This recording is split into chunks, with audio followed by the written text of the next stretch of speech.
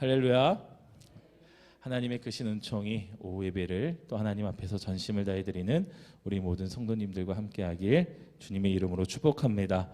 오늘 2부 예배에 오신 분들은, 그리고 지난주 오후 예배 때 광고를 못 들으신 분들은 깜짝 놀라셨을 거예요. 제가 안 보여서 그래서 제가 인사를 나눌 때 목사님 어디 가셨던 겁니까? 라고 또 물어보시는 분들도 있으셨어요. 오늘 참 뜻깊은 시간을 가졌습니다. 우리 학생부 예배에 내려가서 우리 아이들과 함께 예배를 드렸는데 또 학생부 찬양단과 함께 또 아이들과 함께 예배하는 그 시간들이 참 처음부터 뭉클한 시간이었습니다. 우리 아이들이 이렇게 하나님을 예배하는 공동체 안에서 주님의 말씀으로 잘 빚어져 가고 있구나라는 것들을 확인할 수 있었고요. 또 우리 김하인의 목사님, 김미애 사모님께서 또 얼마나 고분분투하면서 우리 선생님들과 함께 우리 아이들을 세워가려고 정말 애를 쓰고 계시는지 그 마음을 제가 정말 깊이 담을 수 있었던 예배였습니다. 우리 성도님들도 함께 우리 학생부 또 우리 아동부 이 귀한 예배 공동체가 주님 안에서 날마다 부흥할 수 있기를 위해서 함께 기도해 주시길 부탁드립니다. 오늘은 그리스도를 본받아 30번째 시간으로 자기 성찰에 대한 부분들을 함께 나눠보려고 합니다. 여러분, 자기 성찰에 대한 이야기들은 아마 어렸을 때 일기를 써가시면서 아마 많이 들어보셨을 거예요. 우리는 어렸을 때 이 일기라는 것을 통해서 날마다 하루하루를 결산해야 되고, 그 결산을 하면서 나를 바라보는 시간을 갖는 것들을 그렇게 교육받아 왔습니다. 자, 그런데 지금도 혹시 일기를 쓰고 계시는 분 있으실까요? 일기를 쓰고 계시는 분 아마 없으실 것 같아요.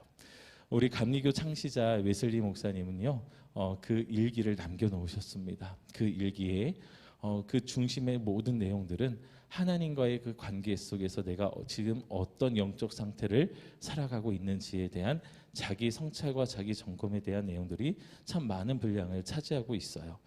우리는 어쩌면 그 일기를 기록하는 것들을, 그 습관들과 이제 멀어지기 시작할 때서부터 우리는 나에 대한 그 성찰에 대한 시간들을 우리는 좀 멀리, 그 시간들 속에 좀 멀리 떨어져 있는 것 같습니다. 그런데 기독교인들은요, 특별히 이 하루하루의 매듭을요, 자기 성찰의 그 시간을 살아갈 수 있는 매우 중요한 은혜의 도구를 우리들에게 주셨다는 것을 알 수 있습니다. 하나님은요, 우리들에게 이 기도라고 하는 거룩한 은혜의 도구를 주셔서 우리가 하루를 시작하면서도 그렇고 하루를 매듭지어가면서도 그렇고 우리들의 분주한 삶의 발걸음을 멈추어서 나를 하나님 안에서 바라볼 수 있는 그 시간을 허락해 주셨습니다. 그리고 말씀을 주셔서요, 우리가 바라봐야 될 그 기준을 명확하게 세워주셨죠. 오늘 고린도전서 11장 28절은 이제 성찬에 대한 그 이야기 가운데 나와 있는 말씀입니다. 성찬을 받으러 나오기 전에 성찬을 받으러 나오는 그리스도인들에게 어떤 마음을 품고 나와야 되는지 성찬을 받는 그 태도와 삶의 모습에 대해 담아두고 있는데요. 28절 말씀을 보면 각 사람은 스스로를 점검해 보아야 합니다 라고 이야기를 합니다. 성찬을 받으러 나올 때, 주님의 몸과 피를 받으러 나올 때에 그냥 나오는 것이 아니라 나의 삶이 어떤 삶이었는지 점검해 봐야 된다라고 말씀하고 있는 거예요. 그런데 여기서 한 가지 오해의 지점이 생깁니다. 스스로를 점검해 봐야 합니다라고 해서 나 스스로 점검한다라고 우리는 오해하기 쉬운데, 그 오해를 교정할 수 있는 말씀이 바로 시편 139편 23절부터 24절 말씀입니다. 시편 139편의 시인도 하나님 나를 점검하고자 하는데, 그 나를 점검하는 대상을 나 스스로가 아니라 나의 시선에서 나를 바라보는 보는 것이 아니라 하나님 앞에서 자기 자신을 하나님의 시선으로, 하나님의 말씀으로 이제 살펴보시고 나를 검증해 달라고 요청하는 그 간구로 나아가고 있어요. 23절의 말씀을 보면 나를 잘 살펴보시고 오 하나님 내 마음을 알아주십시오. 나를 검증해 보시고 내 불안한 생각을 알아주십시오 라고 이야기를 합니다. 우리가 성찬을 받으러 나올 때도요, 나 스스로를 점검할 때에 누구 앞에서 나 스스로를 점검해 봐야 되는 겁니까? 하나님 앞에서 나 스스로를 점검해 봐야 되고, 그 점검하게 되는 거울은 말씀이란 거울 앞에 우리가 서야 한다라고 하는 것이죠. 금요 기도회 때 함께 말씀을 나눴지만 130편 1절 말씀을 보면은 이제 순례자가 여호와의 성전을 향해 가면서 그는 이렇게 고백을 합니다. 여호와여, 내가 깊은 곳에서 부르짖나이다 라고 고백을 합니다. 하나님 성전에 가까이 오면 가까이 올수록 그 마음이 정말 하나님께서 나에게 비춰주시는 모습이 있다라고 고백을 하는 거거든요. 하나님 앞에 나아갈 수 없는 죄가 드러나고요. 하나님으로부터 떨어지려고 했었던 그 죄책감이 그 마음을 짓누르고 있어서 내가 그 깊은 곳에서 지금 하나님께 간절히 부르짖으며 주님께 나아가고 있습니다 라고 고백을 하고 있는 그 시인의 마음을 볼 수 있습니다. 여러분, 우리가 자기 성찰을 한다고 했을 때 우리는 어떤 도덕적이고 윤리적인 그 기준들, 인문학적인 그 기준들을 가지고 나를 성찰해 볼 수도 있습니다. 그러나 우리가 신앙인이고 예수 그리스도를 믿는 믿음의 삶을 살고서부터는 우리들의 모든 삶의 그 성찰은, 그 삶을 바라보는 그 기준은요, 하나님의 말씀이고 또 하나님 앞에서 우리들의 삶을 점검하고 성찰해 나가는 그 모습으로 살아간다라고 하는 것이죠. 그래서 우리 그리스도인들은요, 날마다 나를 성찰하는 그 삶을 살아야 합니다. 다른 사람을 바라보고 판단하기 이전에 그 판단의 시선과 점검의 시선을 나를 향해 먼저 둘 수 있는 사람들이 그리스도인이 되어야 한다라고 하는 거예요. 우리는 너무나 익숙해져 있는 삶의 습관이 뭐냐면 다른 사람들을 바라보며 나의 기준을 가지고 판단하고 생각하는데 굉장히 익숙해져 있습니다. 그런데 그 엄격한 잣대를, 그 엄격한 하나님의 말씀을 가지고 다른 사람을 판단하는 데 쓰는 것이 아니라 나 스스로를 점검하는 데 그 말씀의 기준을 세워 놓아야 한다라고 하는 것이죠. 그러면서 첫 번째 우리가 토마스 아켄피스의 그 글을 읽어가면서 첫 번째로 우리가 함께 정리해 볼 수 있는 것은요, 혈기를 열심으로 착각하지 않기 위한 내면의 검증을 철저히 해야 된다라고 하는 것입니다. 종종 혈기에 따라 움직이고서도 그것을 참된 열심으로 착각하는 성도들의 그 모습을 지적하고 있는데요. 그 문장을 보면은요, 우리 자신을 지나치게 신뢰해서는 안 됩니다. 우리에게는 은혜와 명철이 없을 때가 많기 때문입니다. 우리 속에는 단지 작은 빚만 있는 데다가 그 작은 빚마저도 우리의 소홀함으로 인해 금방 소멸해 버립니다 라고 이야기를 합니다. 다른 사람들에게는 보이는 작은 잘못들에 대해서도 가차없이 꾸짖으면서도 우리 자신에게 있는 더 큰 잘못들은 못 본 채 하고 넘겨버립니다 라고 이야기를 합니다. 내가 너를 혼내는 것은 너를 너무 아끼기 때문에 그렇게 혼내는 거야. 그런데 여러분, 이 말에 굉장히 조심해야 될 말이기도 합니다. 왜냐하면 우리들의 혈기를 정당화하는 그런 말이기 때문에 그래요. 정말 사랑한다면 그렇게 상대방의 마음에 상처를 내면서 긁으면서 그렇게 말을 할 필요가 있을까라고 하는 생각을 해보는 거죠. 내가 정말 사랑한다면 그 사람의 마음을 다치지 않게 하는 그 따뜻한 말로, 따뜻한 마음으로, 따뜻한 눈빛으로 그에게 말을 할 수 있는 것, 이것이 바로 혈기를 다스리며 정말 우리들의 그 마음을 잘 전달할 수 있는 방법이다라고 하는 거예요. 그런데 우리는 혈기를 내면서도 나 자신의 그 감정을 감추기 위해 그것을 정당화하려는 경향이 있다라고 하는 겁니다. 에레미야 17장 9절부터 10절 말씀을 보면은 이런 말씀이 있습니다. 같이 읽겠습니다. 시작. 만물보다 거짓되고 심히 부패한 것은 마음이라 누가 능히 이를 알리오마는 나 여호와는 심장을 살피며 폐부를 시험하고 각각 그의 행위와 그의 행실대로 보응하나니. 아멘. 하나님은 심장을 살피고요, 폐부를 시험하고 각각 그의 행위와 그의 행실대로 보응하시는 하나님이시다라고 말씀을 합니다. 아무리 내가 마음을 감추고 싶어도요, 나의 그 혈기를 감추고 싶어도요, 하나님은 그 모든 것들을 다 아신다라고 하는 거예요.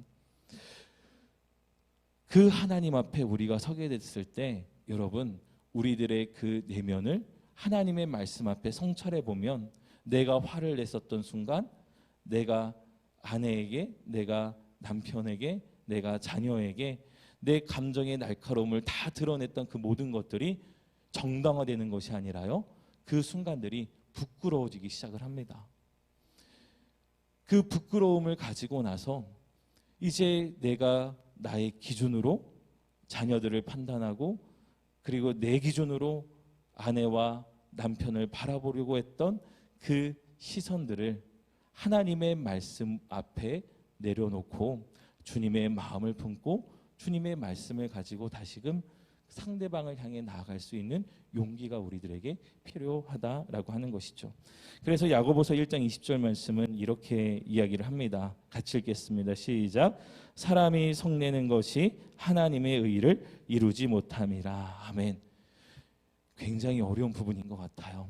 여러분, 지난 한 주간 동안 난 한 번도 아주 자그마한 화도 낸 적이 없다. 손 들어보실까요? 난 한 번도 아주 단 한순간이로 한 조각의 그 화도 내본 적이 없다. 없으시네요. 우리는 우리 안에 화가 있다라고 하는 거예요. 여러분, 세계에 정말 많은 민족이 있잖아요. 가장 화가 많은 민족은 누굴까요? 한국 사람인 것 같으세요? 저도 그런 것 같아요. 왜 이리 화가 많고 참지 못하는지. 이제 눈빛만 봐도 눈빛을 마주치면 안 됩니다. 눈빛을 마주치면요, 사람들은 저 사람 나한테 싸움 걸어오나 하고선 달려들어요. 어떻게 보면 우리 내면에는요, 그 화냄과 성냄의 그런 부분들이 있다라고 하는 거죠. 뭔가 빨리 이루어지지 않으면 화가 나고, 내 속도에 맞추지 않으면 열받아 하는 것이 우리들의 어떻게 보면은 있는 그런 삶의 모습인 것 같아요. 그런데 야고보서의 말씀 잘 보세요. 사람이 성내는 것이 하나님의 의를 이루지 못함이라라고 말씀합니다. 여러분, 하나님의 의는요, 하나님께서 우리에게 바름을 세워가시는 그 길은요, 영혼을 살리시는 길이거든요. 결국에 그 화냄이, 성냄이 영혼을 죽일 수, 메마르게 만드는 그런 아주 뜨거운 뜨거운 빛과도 같다라고 하는 말씀을 오늘 주고 계시는 겁니다. 여러분, 여러분의 화를 다스릴 수 있는 우리 성도님들이 되셨으면 좋겠어요. 화가 끌어올릴 때, 갑자기 성이 날 때, 여러분 잠깐만 3초만 멈춰서 주님, 지금 제 안에 좌정하여 주옵소서. 나의 감정이 나를 주관하는 것이 아니라 주님이 내 감정을 주관하여 주옵소서. 그 연습을 하고 그렇게 우리들의 감정을 하나님의 말씀에 메어놓을 수 있는 저와 여러분들이 되길 간절히 소망합니다. 무엇인가 화를 내고 성내고 이런 것들은요, 정말 우리가 열심을 내서 살아가는 그 삶의 모습이 아니라 그 안에 혈기를 감추고 그 감정으로 인하여 상대방의 영혼에 상처를 낼 수 있다라고 하는 것이죠. 그리고 마태복음 7장 3절의 말씀을 보면 우리가 다 아는 말씀입니다. 같이 읽겠습니다. 어찌하여 형제의 눈 속에 있는 티는 보고 내 속에 있는 들보는 깨닫지 못하느냐. 아멘. 어찌하여 형제의 눈 속에 있는 티는 보고 내 눈 속에 있는 들보는 깨닫지 못하느냐. 여러분, 이 말씀을 항상 마음에 갖고 살아가셨으면 좋겠습니다. 누군가의 실수가 내 눈에 확 들어왔을 때, 누군가의 부족함이 내 눈에 확 들어왔을 때, 내 삶에는 그 사람의 허물보다, 그 사람의 실수보다 더 큰 들보가 내 안에 들어차 있다라는 것을 꼭 기억하시고, 내가 저 사람에게 어떤 상처를 내는 말을 하는 것이 아니라 그 사람의 실수를 덮어줄 수 있고, 연약한 부분들은요, 내가 채워줄 수 있는 그런 믿음의 삶을 사셨으면 좋겠어요. 우리 그리스도인들이 세상에서 살아가는 것은 참 힘듭니다. 그런데 여러분, 그 힘듦의 시간들은요, 오히려 하나님의 영광을 밝게 드러낼 수 있는 기회가 되는 줄 믿습니다. 예를 들어서 그런 것 같아요. 우리가 제가 군대에 있을 때에도 그 당직 문제 때문에 항상 첨예하게 이제 갈등을 합니다. 이제 달 말이 되면은 그 다음 달 근무표를 짜는데, 이제 중간에 이제 빨간 날이 있잖아요. 그럼 모두가 그 자리를 다 피하려고 해요. 자, 그러면은 누가 서야 될까요? 평일날 빨간 날 누가 서야 될까요? 누가 서야 될까요, 여러분? 누가 서야 될까요? 내가 서야죠, 제가 서야죠. 그 대신에 제가 딱 한 가지 조건을 걸었습니다. 주일만큼은 제가 예배 지킬 수 있게 그날만큼은 제가 당직을 안 서게끔 도와달라고 그렇게 이야기를 합니다. 그런데 여러분, 우리가 살아가면서 내 삶의 어떤 필요와 어떤 간구와의 그 모든 것들의 그 기준 가운데서 하나님과 관계하는 것을 여러분 최우선으로 할 수 있는 그런 분들이 되셨으면 좋겠어요.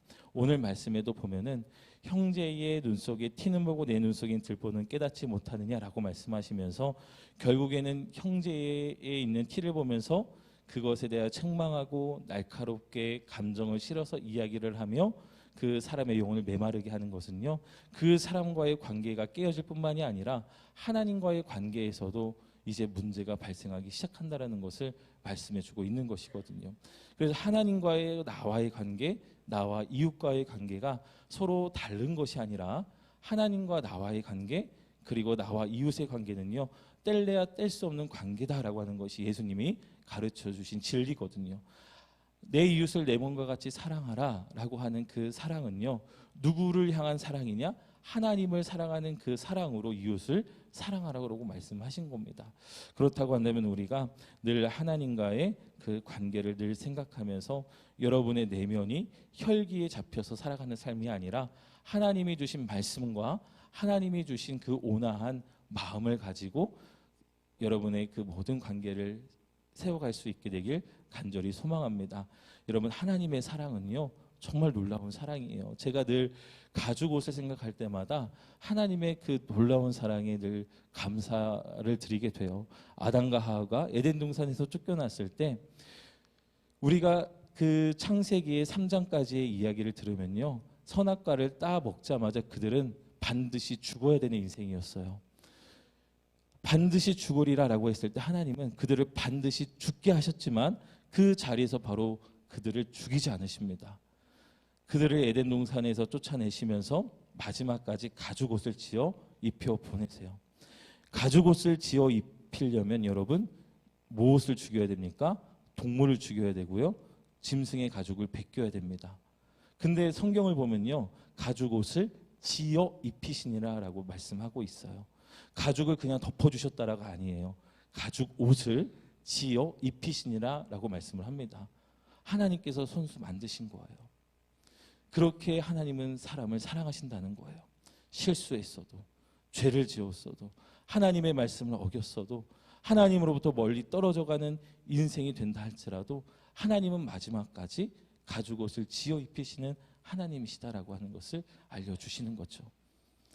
하나님도 노하시는 것이 아니라 그 감정을 다스리시면서 끝까지 자기의 형상을 닮은 사람을 사랑하셨습니다. 그 사랑으로 여러분의 이웃을 사랑하시고 가족을 사랑하셔서 정말 하나님의 사랑으로 사랑하는 복된 삶이 되길 간절히 소망합니다. 자, 두 번째로는요, 타인을 향한 침묵, 그리고 내면의 거룩을 향한 그 열심에 대한 이야기를 나눠보도록 하겠습니다. 내면의 삶을 중시하는 사람은 다른 그 어떤 것보다도요, 자기 자신을 먼저 살피고 자신을 부지런히 살피는 사람은 다른 사람들에게 대해서는 침묵합니다. 다른 사람들의 일에 대하여 침묵하고 자기 자신을 깊이 살피지 않는다면 결코 내면이 성숙한 경건한 사람이 될 수 없습니다. 전적으로 자기 자신을 살피며 오직 하나님만을 바라본다면 밖에서 무슨 일이 일어나더라도 별로 요동하지 않게 됩니다 라고 이야기를 합니다. 여러분, 하나님을, 자기 자신을 살피면서 오직 하나님을 바라본다면 이 부분이 굉장히 중요합니다. 자기 자신을 성찰한다고 해서 어떤 분들은 이렇게 오해를 하곤 해요. 그러면 나만 살피면 되지 않습니까? 내 삶을 점검만 하면 되지 않습니까? 하나님의 말씀으로 나를 점검하는 것, 그리고 나서 하나님을 바라보며 나아가는 삶의 태도가 너무나도 중요하다고 하는 것이죠. 여러분, 우리들의 마음과 생각을 지켜가기 위해서는요, 나 혼자 스스로의 능력으로는 절대 되지 않습니다. 그래서 빌립보서 4장 6절의 말씀을 보면요, 아무것도 염려하지 말고 다만 감사와 간구로 너희 구할 것을 하나님께 아뢰라. 그리하면 예수 그리스도의 평강이 너희의 무엇과 무엇을 지키신다? 마음과 생각을 지키시리라 라고 말씀을 합니다. 여러분, 우리들이 마음과 생각을 지켜가기 위해서는요, 기도의 자리가 반드시 우리들의 삶 가운데 지켜져야 된다라고 하는 거예요. 기도하면서 누리게 되는 가장 큰 유익은요, 하나님께서 주신 은혜를 누리는 것도 참 귀하지만 하나님의 평강이, 그리스도의 평강이 우리들의 마음과 생각을 지켜주신다는 것이 너무나도 귀한 은혜입니다. 하나님을 바라볼 때, 하나님을 바라보지 않는 순간, 하나님께 시선을 놓치는 순간 우리들의 마음과 생각은 순식간에 사단 마귀가 빼앗아 간다라고 하는 거예요. 저와 여러분들의 삶의 모든 순간이 하나님께 시선을 고정하는 시간이 되길 간절히 소망합니다. 여러분의 문제, 해결되지 않는 삶에 여러 가지 문제들이 있으실 거예요. 그리고 나의 삶에 연약해진 부분들도 있으실 겁니다. 해결되지 않는 그런 우리들의 그 연약한 모습에만 여러분의 시선을 고정하는 것이 아니라 하나님께 시선을 고정할 때 나를 살리시고 나에게 새 힘을 날마다 공급해 주시는 그 은혜를 누리면서 우리들의 마음과 생각을 지켜갈 수 있다라고 하는 거죠. 오늘 우리 김하인의 목사님을 통하여서 우리가 죽음에 처해 있는 사람이 아니라 우리 안에 계신 성령으로 말미암아 생명의 삶을 살아갈 수 있다라는 말씀을 받았습니다. 이런 말씀을 주셨죠. 예수를 죽은 자 가운데서 살리신 이의 영이 너희 안에 거하시면 그리스도 예수를 죽은 자 가운데 살리신 이가 너희 안에 거하시는 그의 영으로 말미암아 너희 죽을 몸도 어떻게 하신다고요? 살리시리라. 할렐루야. 우리는 죽어 있는 듯한 순간들을 살아갈 때가 있습니다. 여러분, 정말 큰데, 정말 우리가 죽음이라고 할 수 있는 것은요, 우리들의 생물학적인 죽음이 아니라 하나님과 떨어져 있는 것, 하나님께 대하여 죽어 있는 그것이 정말 우리들이 두려워할 영적인 죽음이라고 하는 거예요. 그러나 성령께서 내 안에 계시기에 우리는 살아 숨쉬며 우리가 부활을 소망하며 영생을 소망하며 살아가는 생명력 있는 삶을 살아간다라고 말씀을 해 주시는 겁니다. 여러분, 우리들의 그 삶 가운데서 자기 자신을 살피는 것을 넘어서 오직 하나님만을 바라보며 여러분의 삶에 어떠한 상황이 일어난다 할지라도 하나님을 향한 그 믿음의 고백과 그 시선을 절대 흔들림 없이 붙들고 갈 수 있는 저와 여러분들이 되길 간절히 소망합니다. 우리 전도서 5장 2절 말씀을 같이 함께 읽겠습니다. 2페이지에 있는데요. 함께 읽겠습니다. 시작. 너는 하나님 앞에서 함부로 입을 열지 말며 급한 마음으로 말을 내지 말라. 하나님은 하늘에 계시고 너는 땅에 있음이니라. 그런즉 마땅히 말을 적게 할 것이니라. 아멘. 그런즉 마땅히 말을 적게 할 것이니라. 근데 여러분, 이 말씀을 가지고 하나님은 기도를 짧게 해도 된다고 하시는가 보다, 그냥 나는 할 말만 하나님께 해야지라고 하면서 하나님 앞에 기도하기 전에 내가 해야 될 말들을 잘 정리하기 시작을 합니다. 그런데 그러다 보면 여러분, 날이 새실 거예요. 우리가 기도의 자리에 나아가는 것은요, 어떤 마음이든 어떤 말이든 하나님께 내가 가지고 있는 것들을 다 가지고 나아가는 거죠. 아버지 앞에 나가는데 우리가 그 어떤 것들을 우리가 먼저 필터로 걸릴 수 있을까요? 그냥 나가는 거죠. 그러나 다만 우리가 삶을 살아가면서 하나님 앞에서 살아간다는 삶을 산다고 했을 때에 우리들의 그 입을 함부로 열어서 어떤 서원을 한다거나 하나님의 이름으로 무엇인가를 한다라고 한다는 것은 굉장히 주의하고 조심해야 된다라고 하는 것입니다. 하나님께서 이렇게 말씀하셨어 라고 말할 때는요, 여러분, 하나님의 기록된 말씀으로 말씀하시는 겁니다. 우리가 기도할 때 어떤 음성을 들었다고 해서 그것을 하나님의 음성으로 착각하여 말하는 경우들이 있을까요, 없을까요? 있습니다. 그래서 우리가 기도의 자리에서 하나님께서 주시는 음성을 들었을 때에는 반드시 하나님의 말씀 앞으로 와서 그 음성에 담아주신 주의 말씀이 정말 하나님의 말씀인지 아니면 사단의 음성인지를 우리가 분별해야 된다라고 하는 거예요. 여러분, 우리가 정말 살아가는 그 삶의 여정 속에서 내면의 거룩을 향한 그 열심을 내고자 할 때에 하나님의 이름을 함부로 내 입에 담아 무엇인가 내 원하는 것들을 취하려고 하는 그 욕심과 그 유혹으로부터 단단히 돌아설 수 있는 저와 여러분들이 되길 간절히 소망합니다. 우리가 내면의 거룩을 향한 그 열심을 내는 것은요, 하나님의 이름을 거룩하게 여기는 것, 그 거룩하신 하나님의 이름이 존귀와 영광 받기에 합당하신 이름으로 정말 내 삶 가운데 세워지는 것, 우리들의 삶 가운데 세워지는 것, 이것을 우리가 이루며 살아가야 되는 줄 믿습니다. 그리고 세 번째로 함께 나누는 그 내용은요, 헛된 위로를 지나 영원하신 주님께 닻을 내리는 삶에 대한 이야기를 함께 나누려고 해요. 토마스 안케피스는 이렇게 이야기를 합니다. 세상의 모든 염려로부터 벗어나 초연할 수 있다면 영적으로 큰 진보를 이루게 될 것이지만, 반대로 세상에 속한 어떤 것에 마음을 둔다면 크게 퇴보할 것입니다.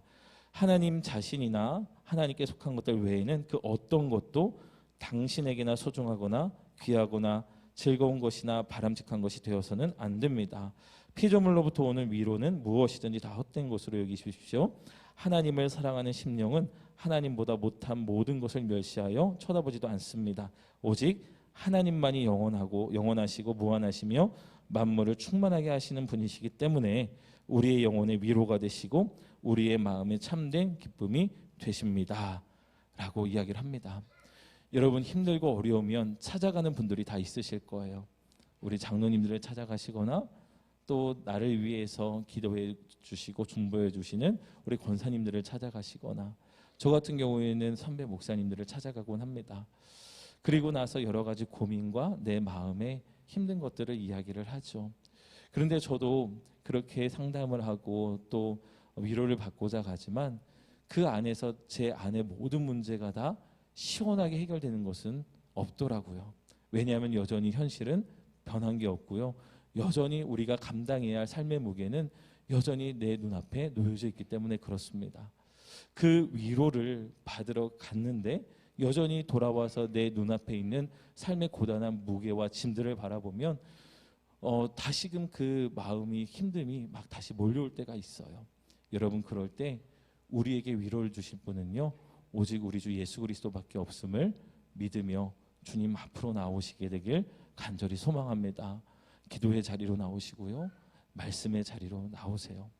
우리에게 위로를 주시는 분은 오직 하나님밖에 없으셔요. 수고하고 무거운 짐진 자들아 다 다른 사람에게로 가라 말씀하셨습니까? 아니시죠.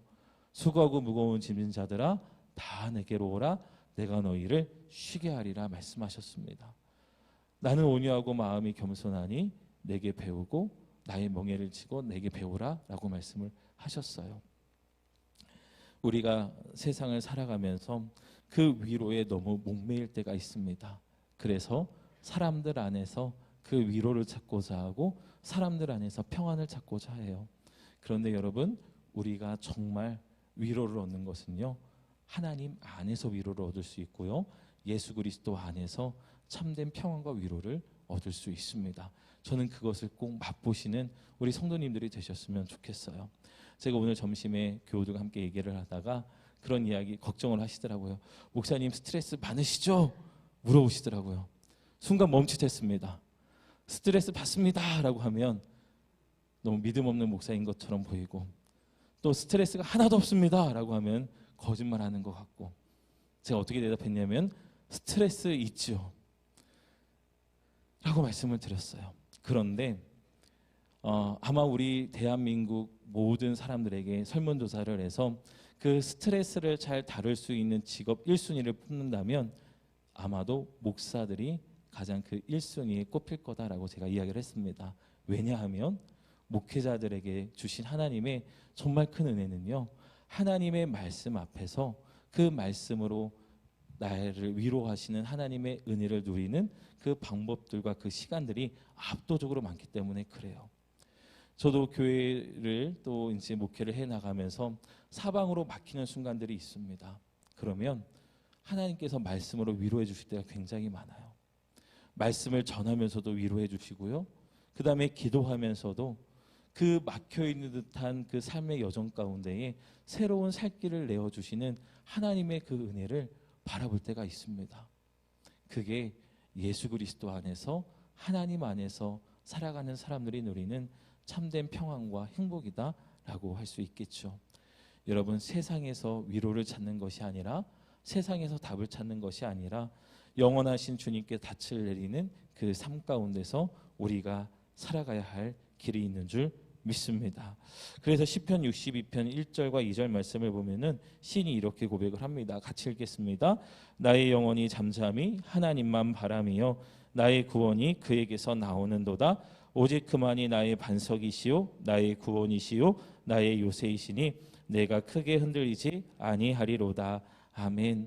나의 영혼이 잠잠히 누구를 바라는 겁니까? 하나님만 바라며. 할렐루야. 나의 영혼이 잠잠히 자녀들만 바라며? 아니라는 거예요. 나의 영혼이 잠잠히 내 건강만 바라며? 이것도 아니라는 겁니다. 나의 영혼이 잠잠히 하나님만 바랄 때에 그로부터 나오는 구원의 은혜를 우리가 바라볼 수 있다라고 하는 거예요. 오직 그만이 나의 반석이시오 나의 구원이시오 나의 요새 이 시기에 내가 요새 이 시기에 내가 크게 흔들리지 아니하며 내가 나아갈 수 있습니다 라고 고백할 수 있는 우리 성도님들이 되셨으면 좋겠습니다. 오늘 이 시인의 고백을 보면 참 재미있어요. 내가 크게 흔들리지 아니하리로다. 흔들릴 수 있다는 거예요? 없다는 거예요? 흔들릴 수도 있다라고 하는 거예요. 여러분, 우리가 함께 천국을 향한 예배자의 삶을 살아가면서 흔들리는 성도들의 삶을 바라보면서 여러분 책망을 하지 않으셨으면 좋겠어요. 흔들릴 수 있다라고 하는 거거든요. 그리고 그 흔들리지 않도록 다시금 하나님 앞에 설 수 있도록 우리가 중보해주고 위로해주고 격려해주며 그 삶을 일으켜 세워줄 수 있는 우리 공동체가 되길 간절히 소망합니다. 우리 히브리서 6장 19절 말씀 읽으면서 오늘 말씀 마칠 텐데요. 우리 같이 함께 읽겠습니다. 우리가 이 소망을 가지고 있는 것은 영혼의 닷 같아서 튼튼하고 견고하여 휘장 안에 들어가나니. 아멘. 여러분, 배가 안전하게 정박하기 위해서는 항구에 들어가는 것이 정확합니다. 그리고 거기에 고박을 하죠. 그런데 항구에 들어가지 못한 배들이 항구 들어오기 전에 이제 바다 위에서 정박할 때가 있습니다. 그러면 닻을 내려놓죠. 닻을 내려놔야지만 그 해류에 휩쓸리지 않고 닻을 내려놔야지만 다른 배들과 충돌하지 않습니다. 어떻게 보면은 우리들의 삶은 그 바다 위에 떠 있는 배와 같고 또 그 배에서 닻을 내려서 떠내려가지 않기 위하여 아등바등하는 그 삶의 모습이 우리들의 모습인 것 같아요. 여러분, 그런데 우리가 살아가면서 그 영혼의 닻을 주님이 아닌 다른 곳에 내릴 때가 얼마나 많은지 모르겠습니다. 그렇게 되다 보면 우리는 표류할 수밖에 없고요. 그 영혼의 닻을 주님께 깊이 내려야 되는데 어느 정도 내렸다고 해서 이제 됐지라고 하면 우리는 표류할 수밖에 없는 인생이 된다는 거예요. 저와 여러분의 그 삶이 그 영혼의 닻이 주님께 깊이 내려지게 되길 간절히 소망합니다. 그리스도 예수께 우리가 뿌리가 박혀지고 터가 굳어져서 하나님께서 원하시는 장성한 분량에 이르기까지 자라가야 된다는 것이거든요. 여러분, 농사 지어 보셔서 아실 거예요. 씨앗을 심는 깊이가 다 정해져 있습니다. 그런데 그 씨앗을 이제 빨리 심는다고 해서 그 씨앗을 그 정해진 깊이만큼 심지 않는다고 하면요, 그 씨앗은 타서 없어지거나 아니면 새의 먹이가 되거나 그 씨앗은 온전히 뿌리낼 수 없다라고 하는 거죠. 저는 우리 성도님들의 그 신앙생활이 예수 그리스도께 깊이 뿌리내려서 예수님으로부터 힘을 공급받아 예수 그리스도께서 기뻐하시는 삶의 열매가 맺혀지는 삶이 되길 주님의 이름으로 축원합니다. 우리가 내면의 성찰에 대한 그 자기 성찰에 대한 이야기를 함께 나눴습니다. 말씀을 정리할 텐데요. 여러분, 자기 성찰을 해 가실 때에 여러분의 혈기를 열심으로 착각하지 마시고 그 혈기를 하나님의 말씀 앞에 묶어 두시길 바랍니다. 혈기로 살아가는 것이 아니라 우리는 말씀으로 살아가는 사람들이고 주님의 마음으로 살아가는 사람들이다라고 하는 것을 날마다 내면의 검증을 이루어가는 기준으로 삼으시길 바랍니다. 그리고 내면의 거룩을 향한 그 열심을 우리가 내면서 살아가게 될 때에 여러분 꼭 하나님만을 바라보시길 바랍니다. 문제를 바라보시는 것이 아니라 내 삶에 해결되지 않는 그 문제만 바라보는 것이 아니라 우리들의 삶을 지금도 살아 역사하셔서 인도해 가고 계시는 하나님께 시선을 고정하십시오. 그리고 영원하신 주님께 닻을 내리며 살아가며 정말 세상의 위로가 아니라 하나님의 위로하심을 충만히 누리고 그 위로함 가운데 여러분의 삶이 늘 행복한 삶이 되길 주님의 이름으로 축원합니다.